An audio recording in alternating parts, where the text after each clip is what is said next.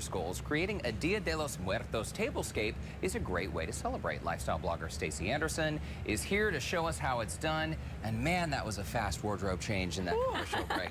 Stacey, welcome to the show. And what a spread you've brought today. Thank you for having me, and thank you for joining in the festivities. I love the flower crowns. Say, these smell so beautiful. These fresh flowers are amazing.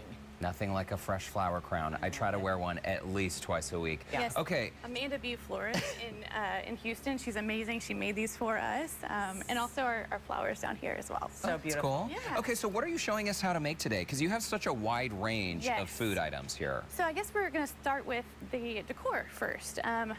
Like Kathleen said, it's a very happy get-together, right? You want to celebrate with those loved ones and enjoy that time with them. And so we want to make those favorite food products of theirs, right? Their favorite recipes. It's a celebration. They're coming back.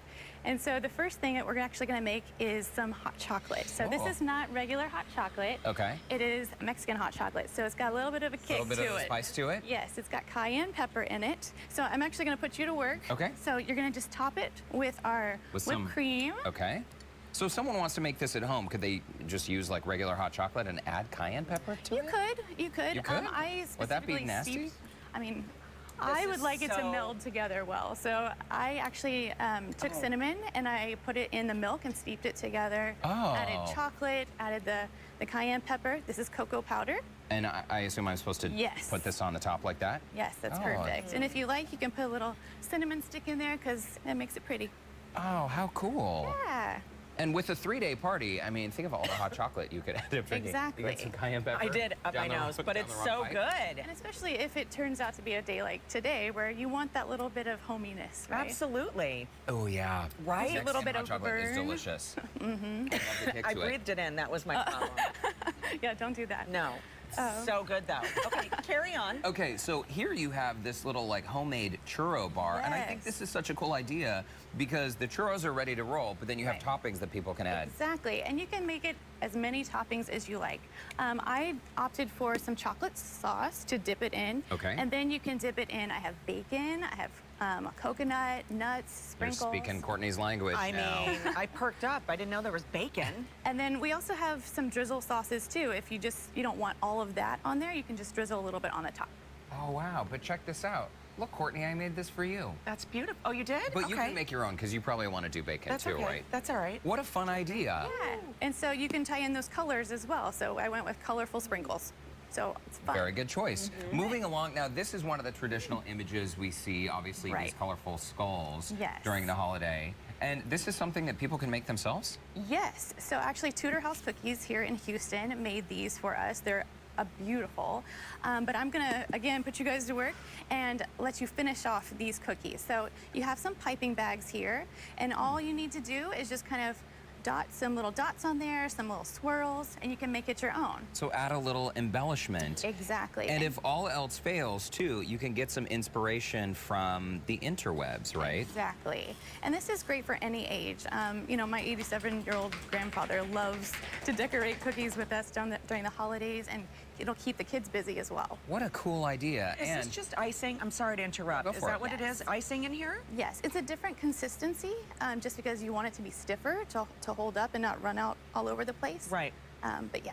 And you're also just using these little plastic bags, which are so great. Exactly. So people don't have to get anything special. They could just use a Ziploc, right? Yes. These are called tipless bags, so that means that they're going to be perfect right till the tip.